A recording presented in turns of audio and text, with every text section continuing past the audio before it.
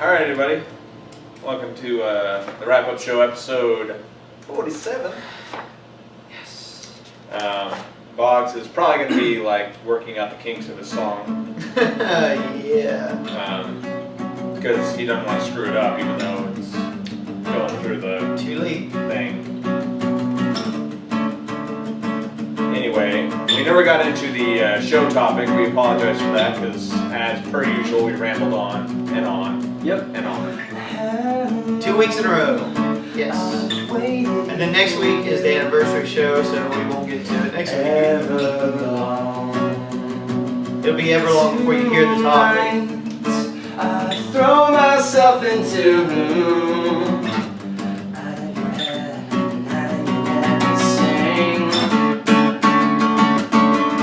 I wish Barry were here so you could play the other part.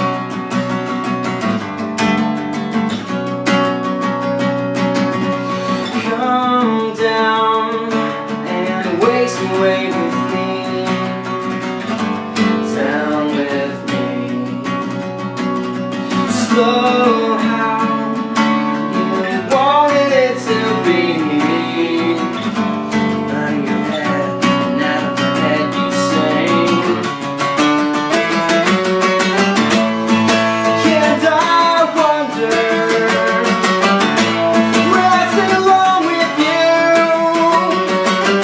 If everything could ever feel this good forever. If anything could ever be this good again.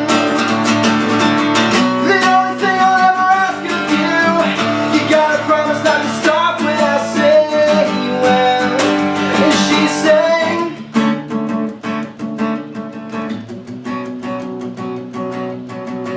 I love the drums in this fucking song. I know, man, they're really badass. Breathe out, so I can breathe you in, hold you in. And now I know you've always been out of your head and out of my head. I sing. And I wonder, will I sing along with you? If everything could ever be this good forever.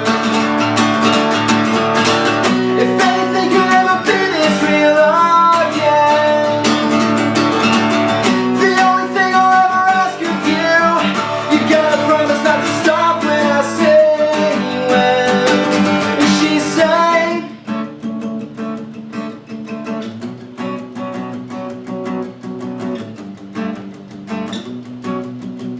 Like I said, I really miss Barry.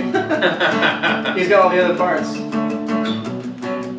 You guys touch bell buckles when I think they got the gist of it. No, that's not what I meant. Oh, Ooh, you start playing the right time, dude. I just ripped one. and I wonder if anything could ever be this good forever. If anything could ever be this real again. The only thing I'll ever ask of you, you gotta promise not to stop when I say when.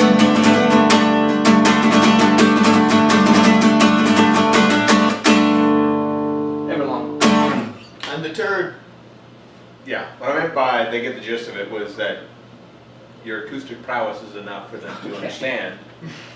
I thought he was like, shut up, Mike. No, not at all. I Yo, love that fucking shut song. the fuck up. That would have been pretty Dude, funny. Foo Fighters were like my shit back in the day, man. My shit. That's right. Okay. Alright, that's fair. Do you know any background history on that first album? No, honestly, No. I don't. You guys have heard the first album of Foo Fighters, right? Self-titled. Big fan. It sounds like poop, essentially. Like, the record's good, but the audio quality is crap. And the reason why was because Dave Grohl, he just put his money together. He played every single instrument on that album and did it all himself, put on a fucking 8-track, and sent it to the record label. And they said, fuck it, this is the album, and rolled with it. Yeah. Like, they didn't do studio work at all. It was all done in his fucking house, and they just fucking threw it out there. Yeah, he was. So the audio quality is crap. I like the fact that he was already signed before he even had a band together for that Right? album. But I mean, that just shows That's what how you need to do, asshole. Learn to play some drums. good it was, I'm really like bad at out of the drums. I really am gate. terrible. You can fucking do like all these people do now, synthesize it. But I will say, like, for the most part, like, this binder is literally how I'm about to make my living, because I'm about to just say fuck the band and just like go to, you know, do my own little acoustic stuff, and they can follow me or not. Fuck the band. That's not what I So mean. you'll be able to watch But like so far, Boggs it's just, at a bar near And you. yeah, that's gonna I'm be really- that's gonna be his stage name. Fuck the band. I'm Hello, really everybody, anxious to welcome get on on Fuck the stage to Band. begin with and do stuff, and they are not, basically. And we're like a set away. It's not like it's gonna be very much. They're not But I wanna stage start, ready, is that what you this. said? Yeah, I want to start like this weekend. So. Yeah. And so we'll I'm gonna do get some solo stuff in the meantime. we can have we'll get some audio, or actually I guess we maybe get some video of it. We can put that up. We'll make you famous, Dave. We'll have all of the 30 people watch our fucking wrap-up shows now. Will watch your fucking. Get it right. My gigs. 13. My Some, gigs hey are man, all- some of them get more than that. My gigs are a lot of covers. I will say that the full band set looks really exciting.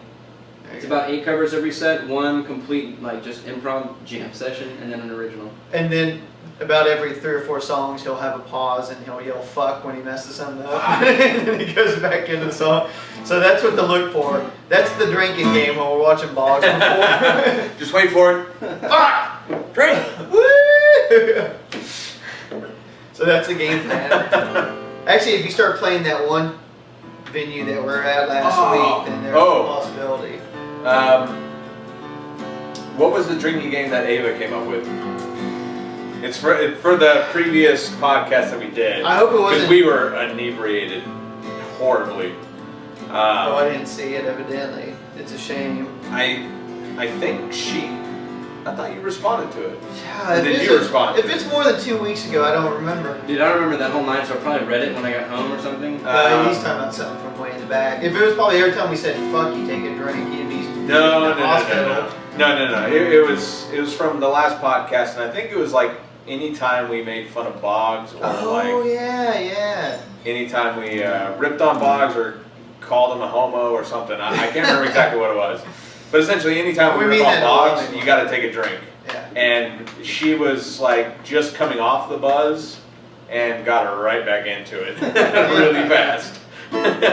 Although- So, fun drinking game on the Intellectual Saviors. Go to episode 46. Anytime we rip on Boggs, you have to take a drink. You'll get fucked up. This one's a bad one though because he didn't really say much, and like usually I'm I'll not saying this one. I'm saying the Oh, last no, that's one. what I'm saying. In most episodes that he's involved in, probably you're gonna get hammered, but not tonight. Tonight, all he did, he was smart. He That stayed is off the true. mic and just sat That back is and true. played. We normally do rip on Boggs. Because I at least tell him to shut the fuck up 3 times during the show, but he didn't give me an opportunity to. He is like our tonight. whipping dog. I kind of feel bad for him sometimes. Nah, dude, everybody loves him. And then I can't really blame him for like not wanting to do the show. After all, who wants to come in and just get ripped on for an hour and a half? All that does, it makes us look like assholes, and then he comes off looking like the victim. First of all, he's playing fucking music, he's singing, the fucking girls love that, and then we're just like total dicks to him the whole fucking time. We're like, poor fucking guy, man, he comes in there, he plays, he fucking entertains, and then these 2 dicks are shitting on him the whole fucking time.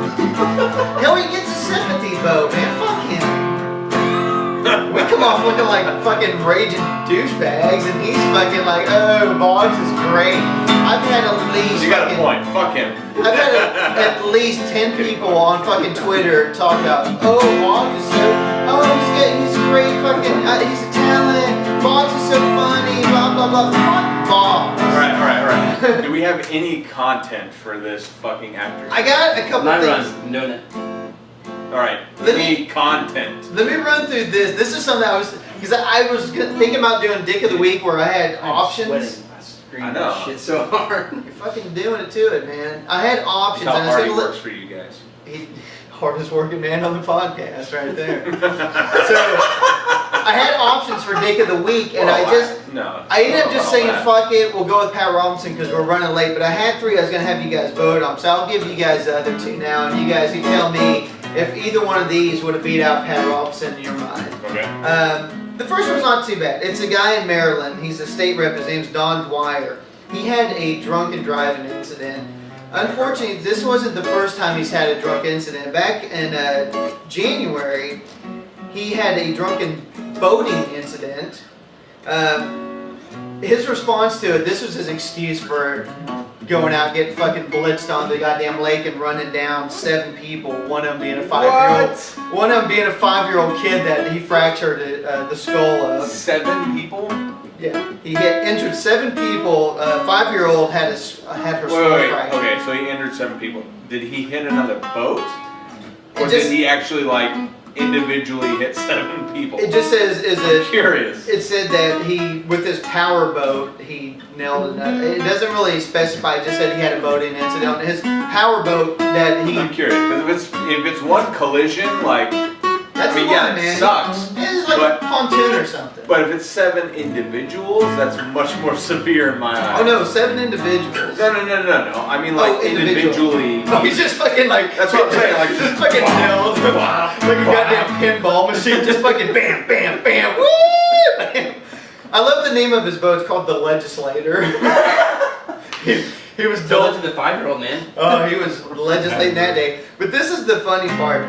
In an interview he gave afterwards, this is the reason why he was drunk. He cited that, I love this so much, the boating accident was because of a dissolution of his marriage. So his marriage is going down the fucking toilet right off the bat. And then also he had feelings of betrayal by his colleagues because some of the Republicans in Maryland had switched over and voted for marriage equality. So because of marriage equality being passed in his bad marriage, his bad straight marriage, he got drunk and fucking just went pinballing on the fucking lake. Oh, and this is another fun side note of the What's really story. sad is the 5-year-old's going to blame gays for having her skull cracked in. Well, the fun thing is, and this has nothing to do with the story, but this is like the last note on it. It's the best probably nugget of it all. During his re-election bid in 2014, he raffled off 2 assault rifles to make funds, for funding and stuff. He was raffling off assault rifles. I just thought that was good. So he's a total Classic. So he's a prick. So there's him, and then this one. This is a judge in Montana. So. Okay, so I'm not gonna try and sing this story. So You motherfuckers! Yeah. Okay, here's what I do. I'll read the story and then you can sing it back to me. You know what? I couldn't give a shit about that, yeah. Or don't do that. Showing disinterest isn't gonna help the people who are watching Fine, this. go ahead. You gotta act enthused about it so they get all excited. What do you got for me, Michael? Well, let me tell you. In Montana, a teacher got 30 days in jail for raping a 14-year-old student. You don't say! So, after you get back from Switzerland, Montana is probably your next best destination. Thank you, Michael. So anyway, mother's pissed off about the high school teacher who admitted raping her 14-year-old daughter, only getting a month in prison. The sentencing came from, this would be my dick of the week candidate, Judge Todd Bow, G. Todd Bow, who knows what the G stands for. He said her daughter seemed older than her chronological age and was as much in control of the situation as the teacher. This took place back in 2008 actually, and before the case came to trial, the girl had committed suicide. So because she had killed herself, they put this in what they called a deferred prosecution, so he couldn't actually be charged for the rape at that time. But he was, because he had done it, he had already admitted to it, he was put into a sex offender program, which he violated in December of last year, so then he came before, basically put himself back up for it again. I love the fact that this is what the judge said. They asked for 20 years for it, but the judge ruled that his infractions weren't serious enough for the 20...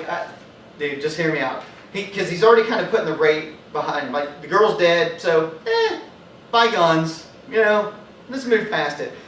This is the judge's term. He said, he made some violations of his treatment program, and they were more technical and not the kind that you would send someone to prison for. So he decided to send him to prison for 15 years, but then he decided to suspend the sentence after the fact. and take it down to 31 days. But he gave him credit for the 1 day he spent in jail before the trial, so it ended up only being 30 days. The judge defended himself by saying that he believes that Rambold, the guy's name that did it, his last name is Rambold, was treatable and a low risk to reoffend.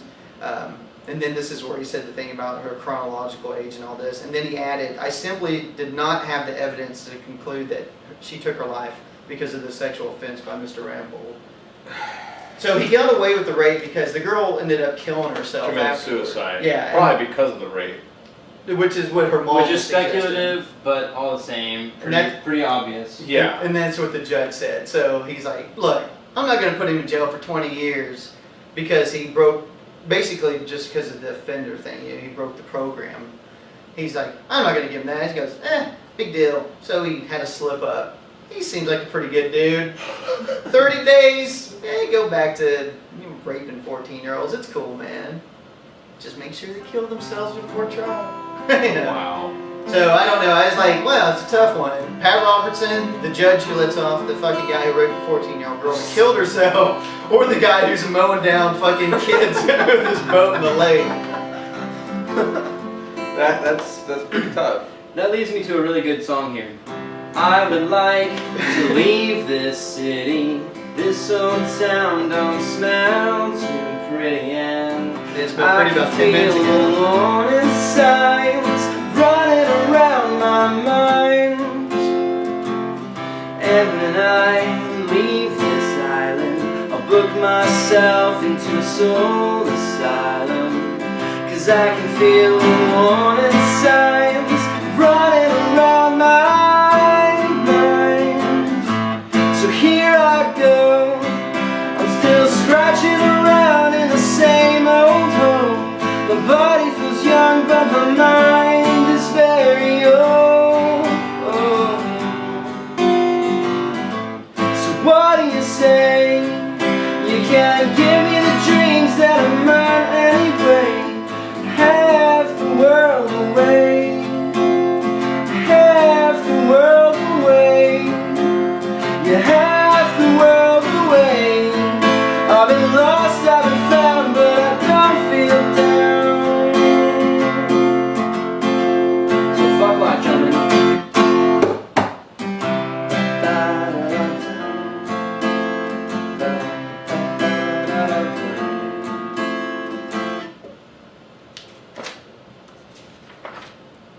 Aw, that's fine. That's Harvey Danger. Is that a drink? Is that time to take a drink right there? Fuck! Drink! Fuck! Shit! And when I leave, you know I'd stay, but I just can't stand it. And I can feel the warm inside running around my mind. And when I leave the spirit, I'll find me a home and I'll live in it. And I can feel the warm inside running around my mind. Here I go, I'm still scratching around in the same old hole. The body feels young, but the mind is very old. So what do you say? You can't give me the dreams that are mine anyway. Half the world away, half the world away, half the world away. I've been lost, I've been found, but I don't feel down. No, I don't feel down. No, I don't feel down.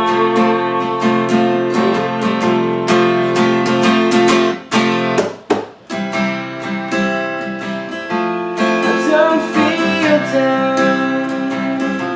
I don't feel down. I don't feel down. I don't feel down.